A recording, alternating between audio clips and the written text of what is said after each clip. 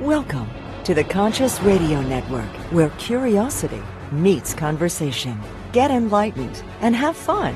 Share the experience with friends, family, and anyone ready for thought-provoking dialogue. You can watch our shows on YouTube, follow us on Facebook, or connect with us on X, Instagram, and TikTok. Our podcasts are also available on Libsyn, iHeartRadio, Spotify, Apple Podcasts, and other major platforms. Be sure to visit our official website at consciousradionetwork.com for past episodes, upcoming shows, and guest scheduling. And to our listeners around the cosmos, welcome. We're glad you're here. Subscribe, follow, and join the community.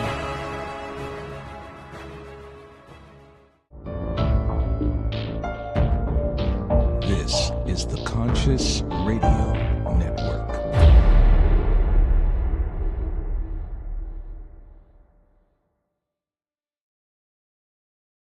Good day, everyone, wherever you might be on this spaceship we call Earth. We're back on the spaceship again. Another voyage. Welcome to Conscious Radio Network's The Seance Podcast. I'm your host, Reverend Dr. Paul Meckes. If this is your first time tuning in, please click like, subscribe, comment, and also don't forget to follow us wherever you listen to your podcasts. Today, we welcome Mark L. Christensen, an author, science communicator, and filmmaker who bridges cosmology, biology, and the human mind. He's a creator of Fungus Theory and the Maximum Consciousness Growth Framework, translating big ideas into can't say it fast enough. Cosmognosis, the silent Cosmognosis. There we go. Yeah. And the hidden true origin into practical tools for thriving, from Hollywood storytelling and a musician's touch. Mark makes consciousness growth both accessible and inspiring. Let's welcome back to the Seance Podcast, Mark L. Christensen. Yes. Great to be here, Paul. Thank you. Welcome back. I was looking at the website. I definitely want to share this. This is very intriguing. The Futuro Space House. As we were on the previous episode when you were here the first time, we were talking about Elon Musk and space travel and going for planet and this and that and all kinds of stuff. And everybody's intrigued with it. I'd like to touch a little bit about what your thoughts are on, what's coming down the pike when it comes to civilization and parallel societies, parallel breakaway societies and parallel societies. But tell us a little bit about the Future Space House. Yeah, Futuro. Well, there was a guy named Matti Saarinen in Finland in the 60s who was the engineer together. What you're looking at right there, this turquoise object, which is a fiberglass spaceship. And it was revolutionary for the time. And what I'm trying to do is just recreate a bigger, better, more livable one. Not necessarily to mass produce them, but for myself. I just thought I'm a very astro person, and what a great place to retire and possibly live the rest of my days in a space and pretend that I'm in outer space, since I can't truly go there myself. Yeah. And what an out of this world thing to do, and maybe present it to society again so that everyone can enjoy this wonderful, neat experience of pretending that you're going into space so that you are an alien yourself. Yeah. And the thing is too, is like, there's so many different design now. For instance, Buckminster Fuller, when he created the geodesics, right? And there's some other models out there with the dome structures. There is scientifically, and it's been proven that too, it's much more energy efficient. That's true. When it comes to heating and cooling. Mm-hmm. You use up 100% of the space, and instead of having all of this dead space, so to speak, that is not being used within the house. And not only that, energetically, it's supposed to transfer the Earth's energy a lot better in the support of the human mechanism as well. Yeah, so I like that. I'm not so sure that it's for everybody practical living, but it sure is fun. There should be some fun to all this. Yeah. So I'm trying to put the fun back into architecture. Yeah. And I did study architecture in college, so this is another way for me to. I never got to be an architect, so this is another way for me to really exercise all that part of me that I wanted to be. Yeah. I don't know, it's waterproof practically. It doesn't need roofing. You might want to repaint it every 10 years, and that's it. Yeah. It's off the ground. It doesn't need a foundation. And you could put it anywhere. And I'm trying to put it at the top of a Mars-looking mountain there in Yucca Yeah. Valley. So that's Yeah. the only thing that can go up there is a Futura space house. Huh. It looks So- almost like something we were talking on the last episode. Something we brought up. You brought it up briefly about the Ark. Yeah, this could potentially be an Ark. If we had another great flood, that's not going to just float away. Oh, there's a marine version coming. Yeah. Oh, nice. Yeah, it just sits in there. It Yeah. has to be secured differently Yeah. and waterproofed, but there is a marine version. And mine at the top will have a 9-foot circular plexiglass dome, which I call a celestial viewing deck. Mm, So it literally will be observatory roof, so you can have your telescope and just look Yeah. at the stars every night, right there at the top of your spaceship. wow. Study the stars. This is in Yucca Valley, California. I was Yeah. recently in California, but northern up the Mount Shasta area. But whoa, the stars are unbelievable. Yeah. Oof. Yeah, and Yucca Valley also happens to be the UFO headquarters of the United States. I Really? didn't know that. Yeah. Area 51 is just a few hundred miles away, Yeah. if that. And they have all the UFO conventions up there. And so it's going to be nice to have this little added element to Yeah. that territory. Now you have a pending patent on this, correct?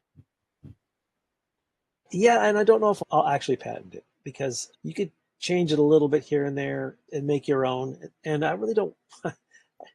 I really kind of just want one for myself. And Yeah. who knows?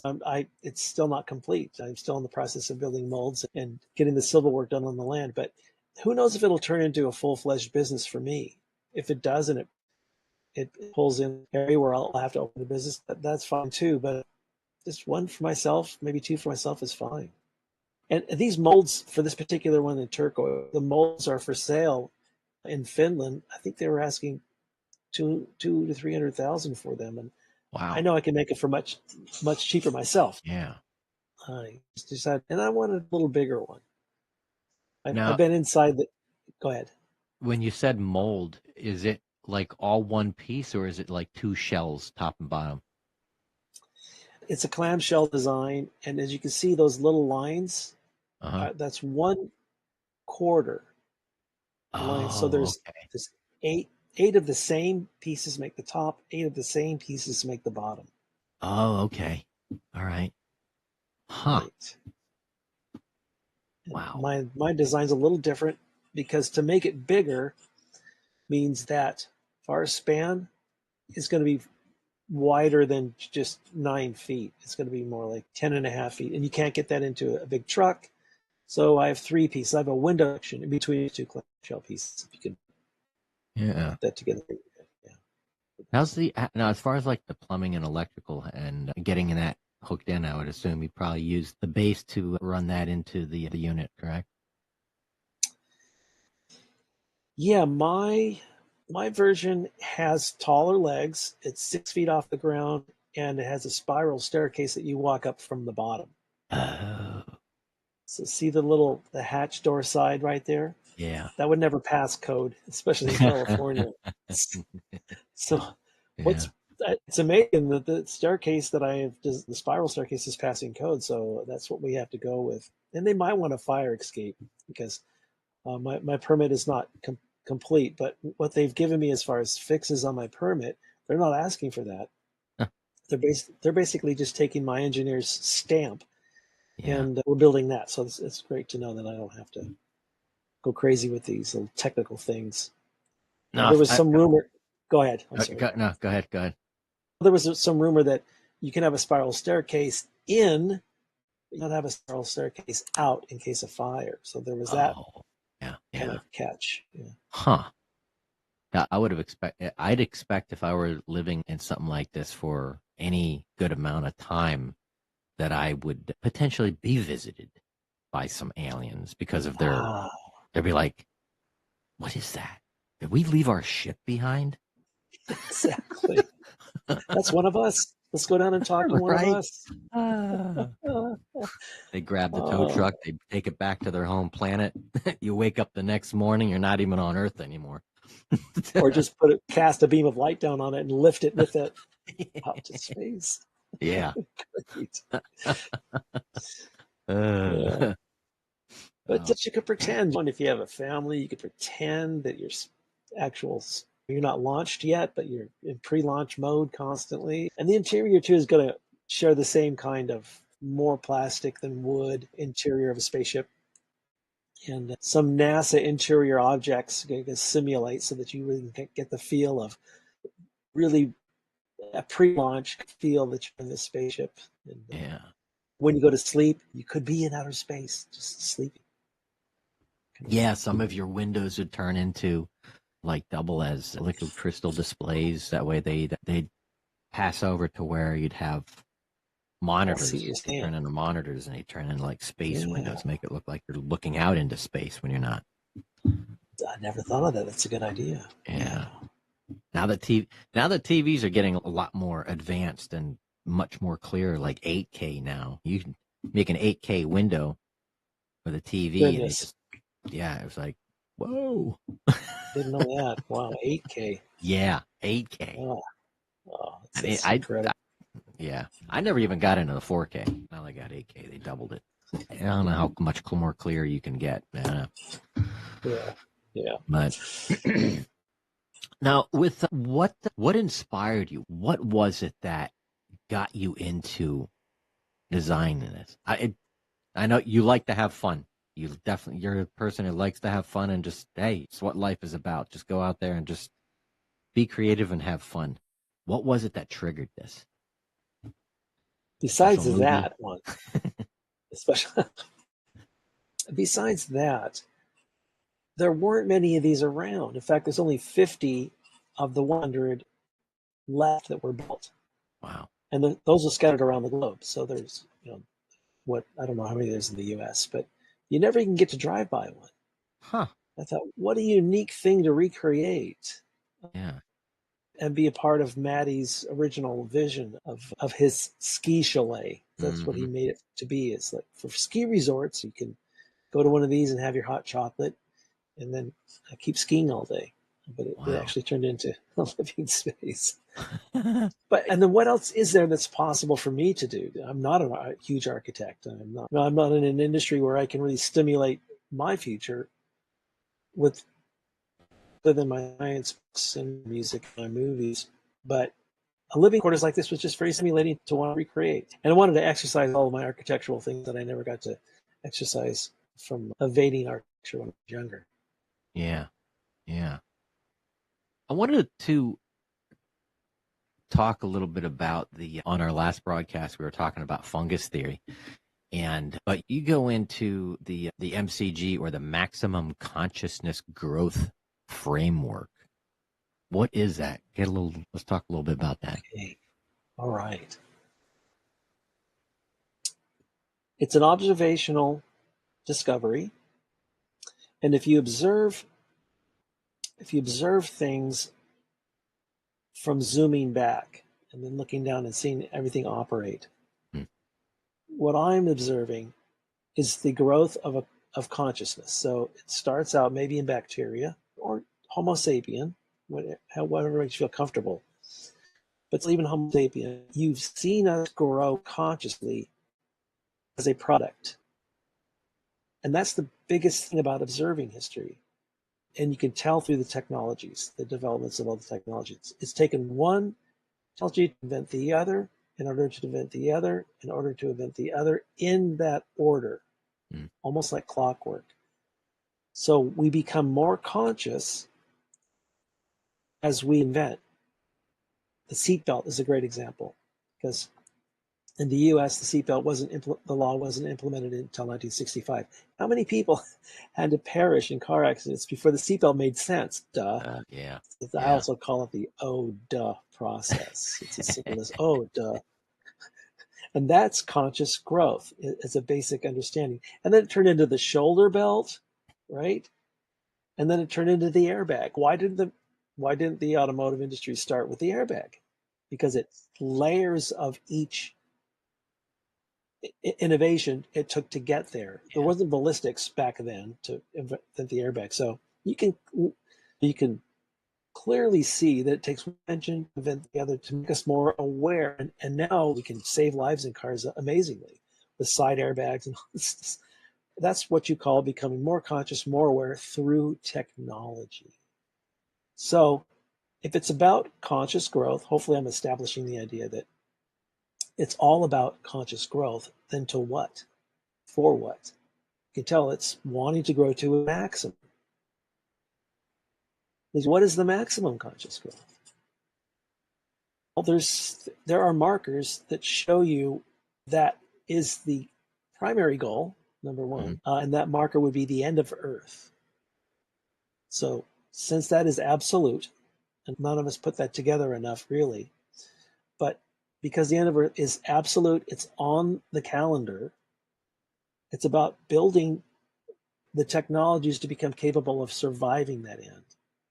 And you can only do that becoming more conscious, more aware, more technology, more conscious, more aware, more technology, until you're capable of leaving and surviving that end. So that's a huge marker in forcing us, and use that word, forcing us to become more conscious.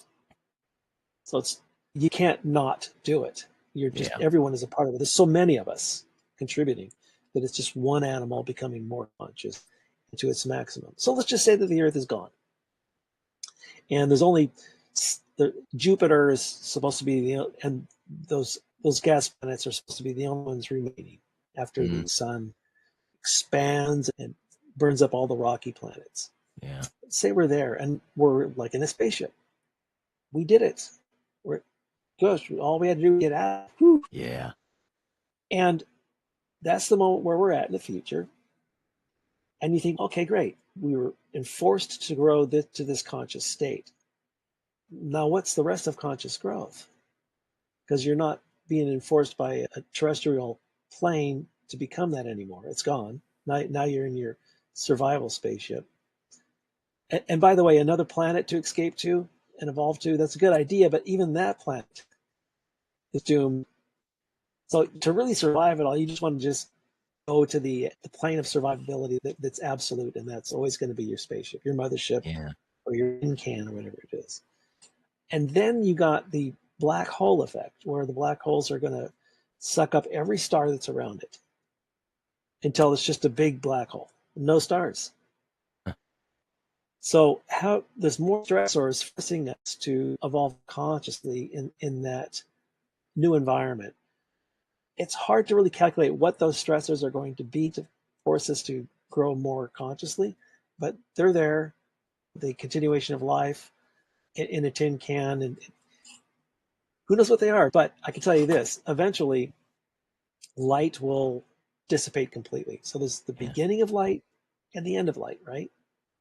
And we'll call that the whole calendar of potentially conscious existence.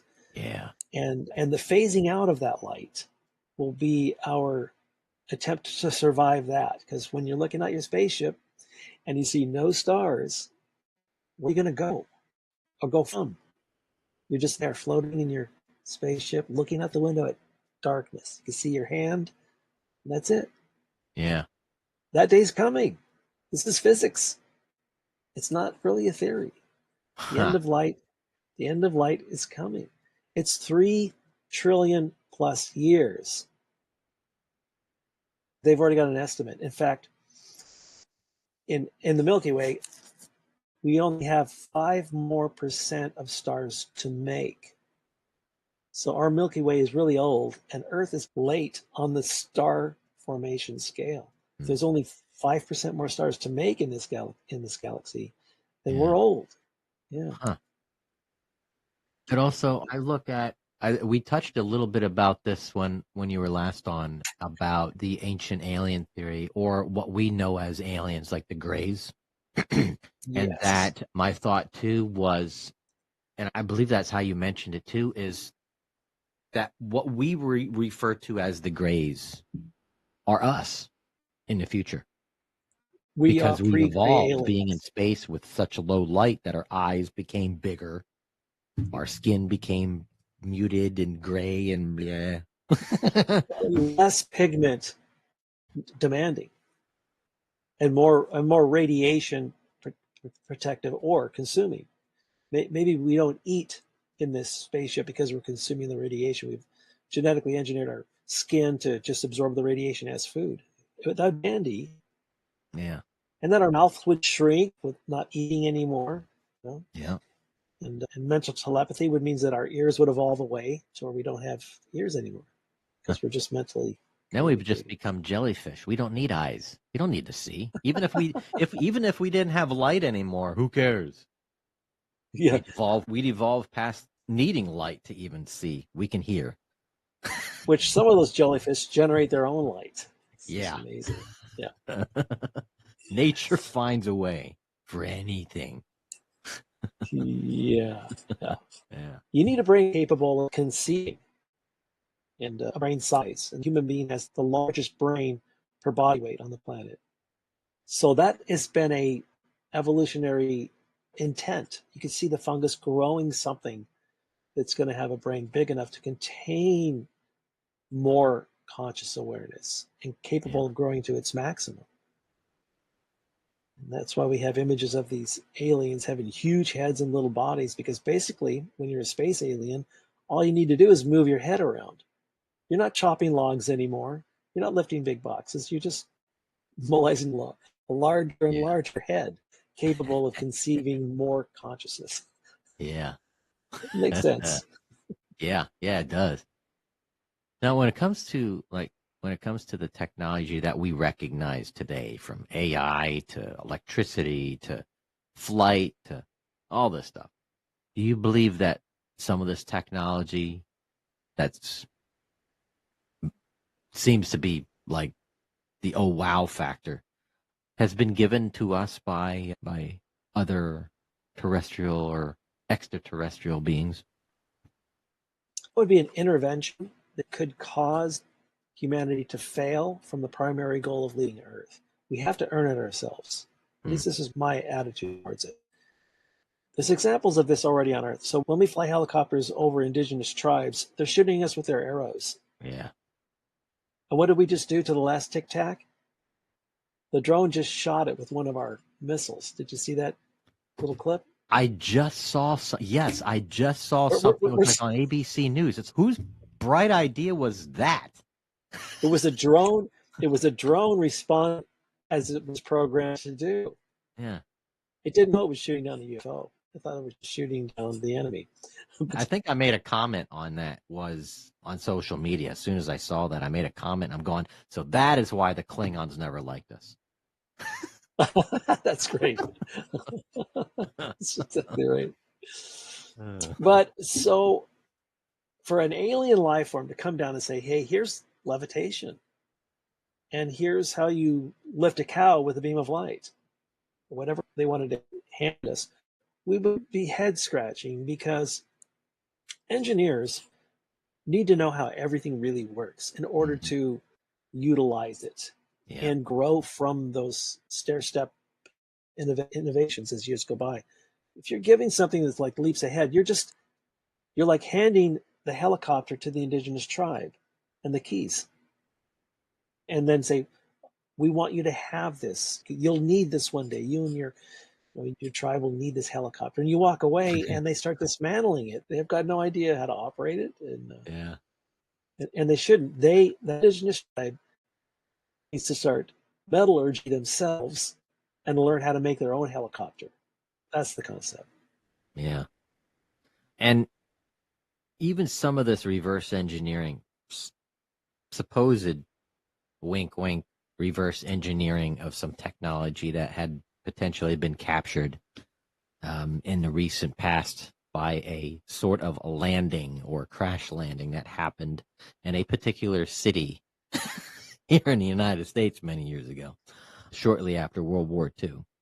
I'm sure most of our listeners know exactly what I'm referring to. But yeah, from the Roswell crash, supposedly we reversed engineered some of that technology, and we're still scratching our heads over it. Maybe not. I don't know. I could say this: if any of it was actually really functional, we'd be using it in warfare. We wouldn't hesitate because Yeah. it's the dominant thing is technology. Why use a pea shooter when you got an AK? There's no way you're going to go. We learned the AK from somebody else, so we don't have the right to use it. We're going to still use our pea shooter. There's evidence there that we're not using it, so it's not fully functional, and the attempt to do it should be naturally illegal. We Yeah. have to develop ourselves, and there's examples of that from all of the stuff from Germany in World War II, where we took that jet engine from the ME-262 and we reverse engineered that ourselves. So there's an example of that working, not on a grand scale of rotation or something like that. Yeah. Yeah, because I think the biggest thrust in technology right now is ultimately travel, getting from point A to point B, like that. There's been theories on it, either bending space-time, gravity drives, anti-gravity drives. That's where you get into the whole Well, quantum thing. that brings up another perspective on fungus theory. It's always been about transportation. And if you go back to microbes, there were microbes that didn't have a tail. And another microbe would eat that microbe. And there was no plant life back when bacteria was the only thing around in archaea. So they would eat each other. So one bacteria would learn how to formulate a tail to get away from its predator and to Yeah. become a more fierce predator. Huh. So mobility was the answer to everything all the time. And when it comes to leaving Earth, it's about transportation in the end. Yep. So you can study all those forms of transportation through evolution too, to watch how mobile and diocile things became. And the human being is kind of like the perfect everything transporter. It doesn't fly, but it doesn't need to become that animal because it can make things will fly it. It's got these hands and legs, and it can climb a mountain, it can swim, it can do more things than any other animal on the planet. Wow. Yeah. Let's see, trying to think. What practical steps can people take today to help support this expanding conscious growth, this evolutional process? There's two ways to look at that. One as a call to action and one as in the actor. Because why would something with the intent to grow us leave it up to us? Right? We could end up being a dud. The whole universe could end up being a dud. So that the control mechanism I see is, oh, duh, we won't make just a lap belt. We'll make a lap belt and a shoulder belt. Right? So the fungus, or the ultimate creator who created the fungus, is relying on that systematic process of, oh, duh, do this next. Yeah. The train's coming down the track. A harbinger is a good example of what you're talking about. So you see the smoke coming, right, from the side of the hill, and you know it's a train, but you don't care to get off the tracks because it's not right. You don't see the train yet. Yeah. So you wait till oh, duh, it's a train, get out of the way. And really, the fungus and growth of consciousness really relies on that as an absolute growth process. So there's really nothing I can say other than just become more aware of your place in this growth process. Hope homogenizes, that's not a very good word. It just humbles everybody to work together better to the ultimate goal, once you can identify with the ultimate goal. Yeah. And once again, the fungus isn't going to wait for us to be that disciplined about it. It's going to force us to ODA processing as a fail-safe. Right? Yeah. Do you see anything that we could be doing better? That, hey, like, I think we're a little behind here, or we should be maybe concentrating on this instead of that. Of course, I probably have plenty of them. But what are your ideas on moving forward should we be moving forward in a more Timely quicker manner. rate? Yeah. The universe is also considered a fungus. And what I mean by fungus is that if you study the behavior of cells looking for food, and then each cell would communicate to other cells within the fungus where that food was, it happens at a certain speed. And everything else in life, including human communication, also behaves in that same manner. One person will say one thing on one side of town, and by the end of the day, somebody else is talking about it on the other side of town, just Yeah. because it went from mouth to mouth. It's like fungal communication. So the cosmos is also enforcing us to grow consciously by throwing meteorites at us. Yeah. So we can't sit for long and enjoy time. We have to move along. It's part of the ODA process. And you think about it, when you're growing something, it's just growing on its own. You're not telling it to grow.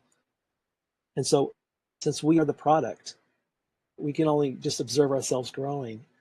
But to more importantly, add to that, concern is something that I think every human can really learn to develop more of. Mm.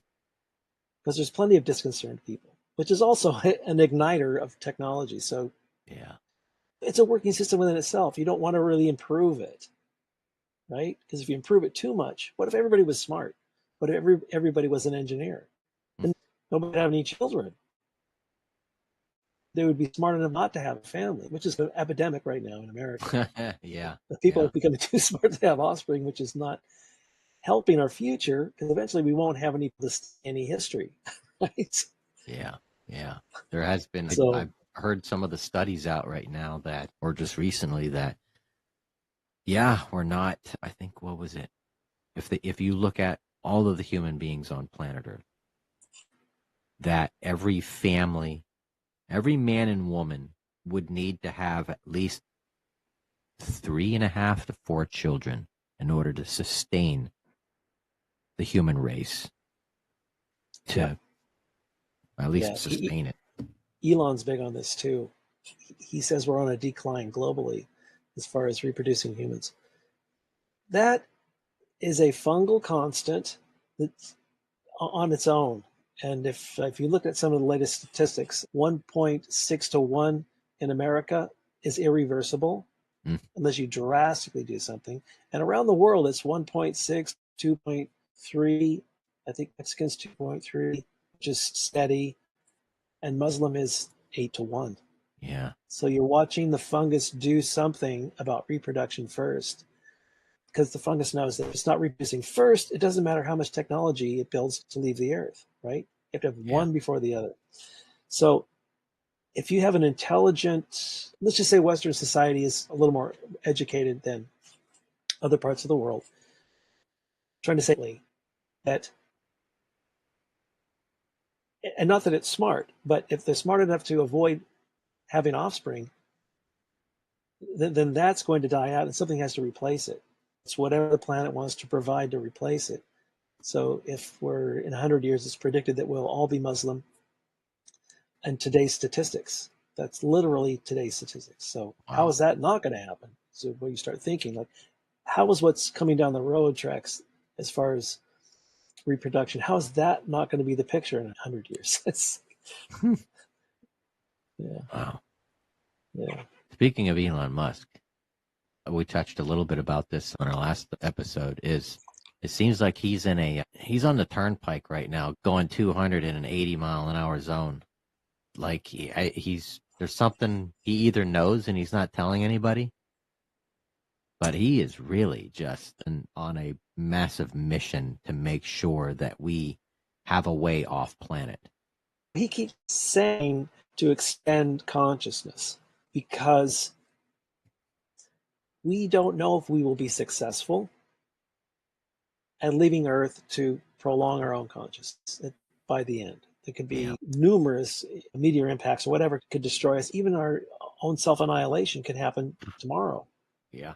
We have enough nuclear power to destroy the planet, I think a few times. No, unfortunately. Yeah. So it's an unknown that we actually have that calendar window to formulate the technologies in order to be able to leave on our own comfort plane. We don't know if we have that.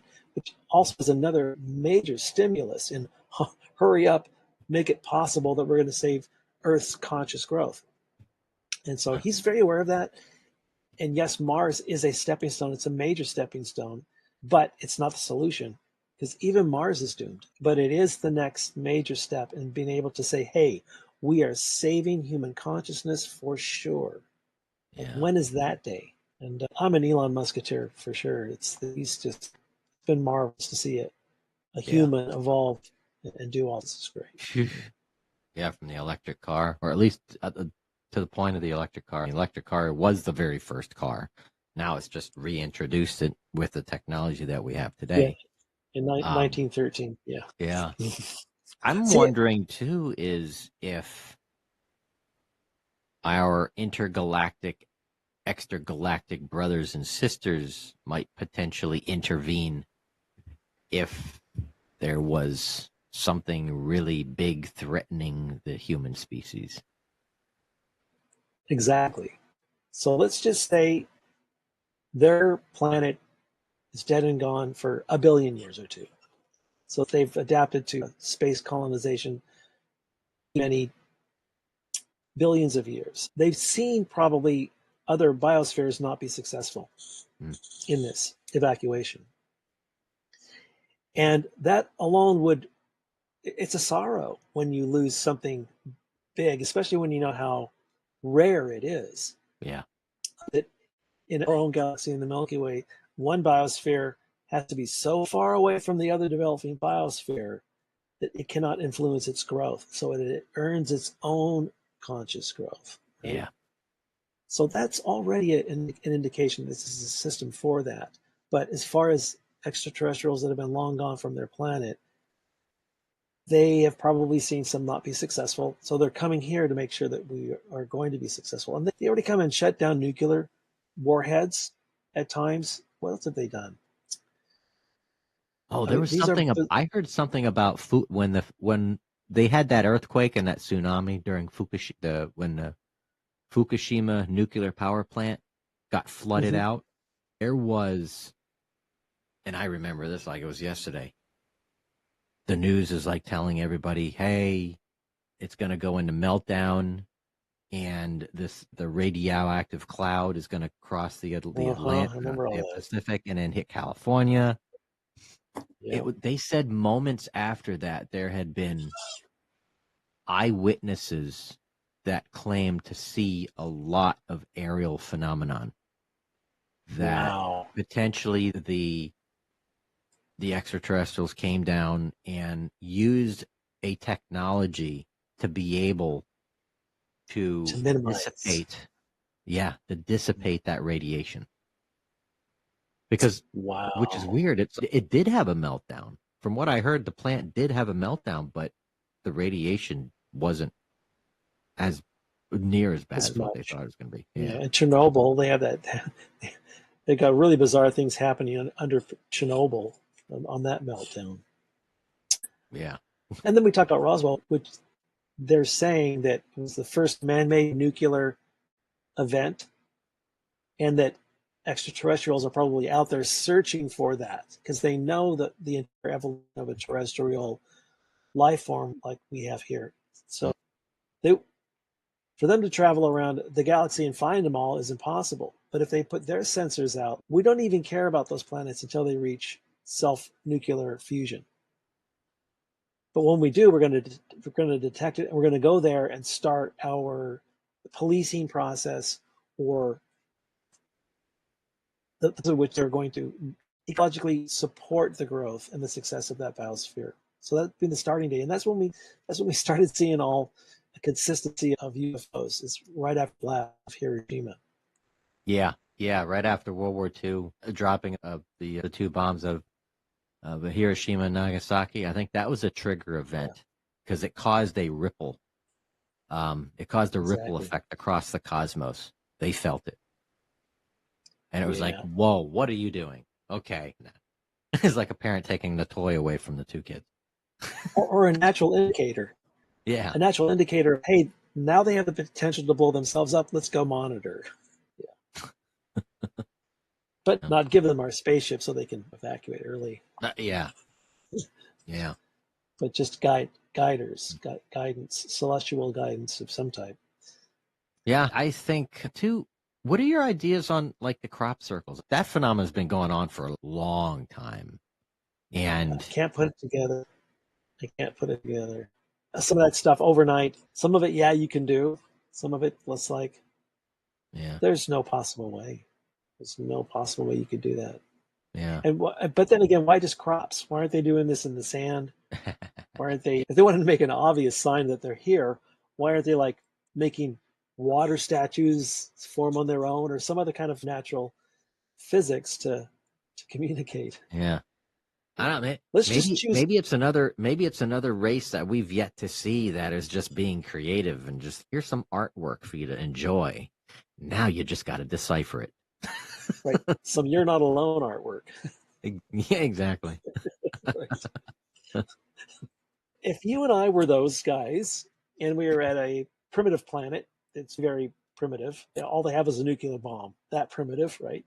Yeah. What would we do? What would we do? We couldn't really influence their technical growth. We couldn't really come down and say, "Hey, this is what your future really is," because you can't communicate.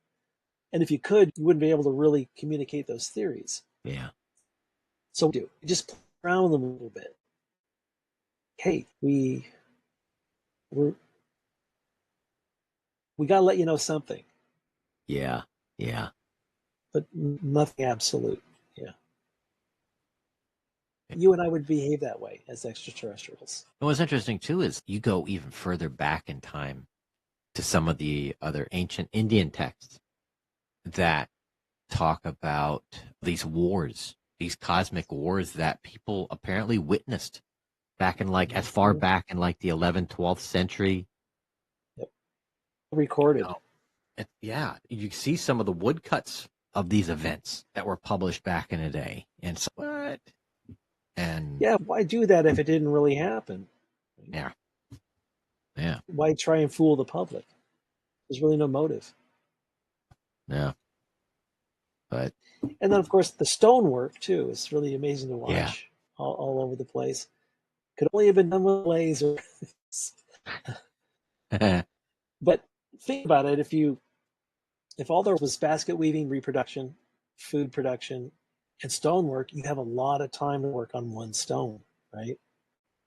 That's all there was. yeah. Yeah. Think about that. And just that stonework in some of Sacsayhuaman, Pumapunku, some of this stone is cut so precisely, so sharp, the right edges on it, and it's, whoa, hold on a second. And figure it out. I'm like, some of it, it's just, like, I think, which one is it? Is it Pumapunku? I think it's Pumapunku. No, Sacsayhuaman.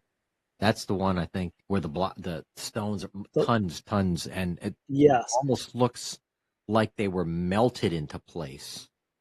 And then you got this wall. That's all over the globe, actually. It's in Spain, everywhere.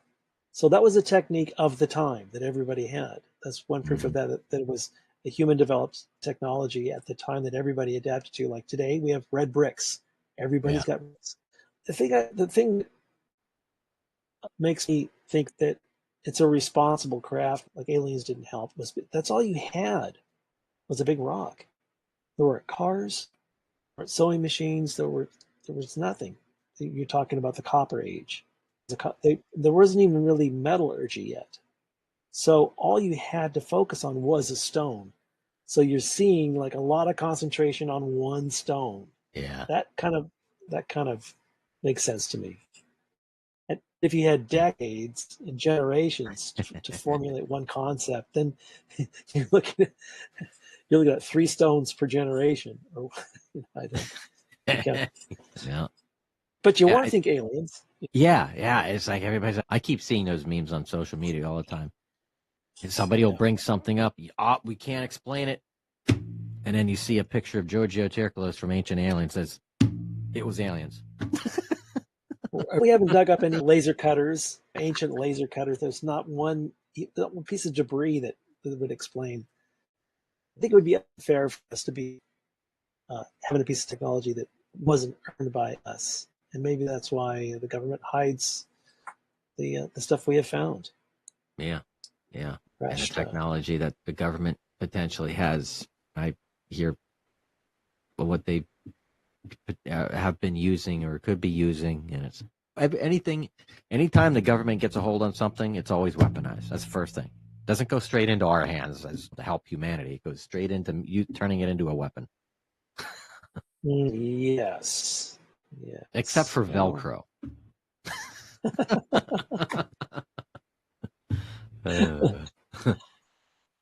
well, And it has Velcro. its, yeah. It's a great invention. It's great. Yeah, just be careful. Don't put it in the dryer. Do not. Just let it air dry. Right. Man. Mark, closing the show. What do you have to offer as a takeaway? Some words of wisdom for our audience today. Observe life as a human life as a product, that it's a conscious growth product, and the intent is to grow it to its maximum. It's not stagnant. It's not we've reached a certain level of consciousness. We are always in a growth process. So to what?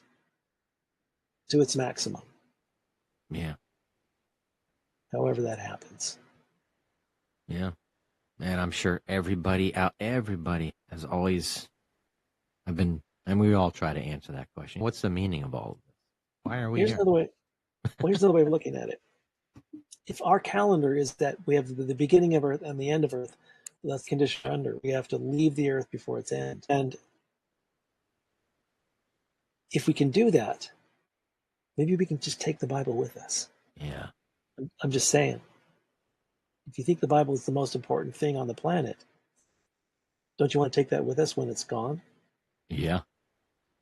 Or Definitely. is it the most important thing on the planet? Yeah. Yeah. How can we truly put value on any one thing except for our own consciousness? Here's a future scenario. A child goes to her mother and says, Mom, what's the Bible? The mom has to think about it for a minute. She goes, oh yeah, a long time ago, humanity used to believe in a book. And the child walks away. And the child comes back later on and goes, Mom, what's a book? Just a fun scenario in the future, just how things might really change. Yeah. Oh, yeah. Mark, it's been a pleasure. It's a pleasure. We could talk for days. We'll come back and do some more. Yeah. Hopefully. Definitely. Maybe after the 3-eye atlas comes through. Yeah, let's let that pass and see if it was real. Let's see, let it pass and see what kind of conversation we'll have by that time. Yeah, absolutely. Yeah. Gather some more content. Yeah, darn. Thank you, Paul. Take some pictures too. I'll do the same. Got it. Mark, thank you again. Namaste, my friend. Paul, thank you very much. Thanks for having me on. It's been great talk. My mind has expanded because of you. Yeah. It's likewise. Same here. There's certain things that I'm like, whoa. Completely looked at it in completely different light. So, great. Fantastic. Yeah, that's what it's all about, man. Expand consciousness. Yes. Yes, sir. All right. I will let you go. And thank you, everybody, for watching Conscious Radio Network's The Seance Podcast. Until then, we will see you next time.